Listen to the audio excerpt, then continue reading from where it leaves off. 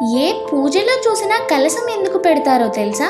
చాలా మందికి అది ఒక సంప్రదాయం మాత్రమే అనిపిస్తుంది, కానీ దాని వెనుక ఒక గొప్ప ఆధ్యాత్మిక రహస్యం ఉంది. పూజ ప్రారంభంలో ఒక వెండి, రాగి లేదా ఇత్తడి పాత్రలో నీటిని నింపి పైన కొబ్బరికాయను ఉంచి చుట్టూ మామిడాకులు అలంకరిస్తారు. దానినే కలశ స్థాపన అంటారు. శాస్త్రాలు ఇలా చెబుతున్నాయి: కలశ ముఖే విష్ణువు అంటే కలశం ముఖంలో శ్రీ మహావిష్ణువు, కంఠంలో పరమశివుడు, అడుగు భాగంలో బ్రహ్మదేవుడు కొలువై ఉంటారని భావం.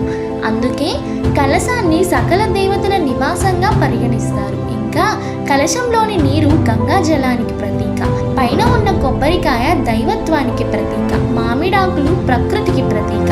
ఈ మూడింటి కలయిక సంపూర్ణ విశ్వాన్నే సూచిస్తుంది. అందుకే కలశం కేవలం ఒక పాత్ర కాదు, దైవశక్తిని ఆహ్వానించే పవిత్ర చిహ్నం. కలశం ఉన్న చోట శుభం, పవిత్రత, దైవానుగ్రహం ఉంటాయని పెద్దలు చెబుతారు.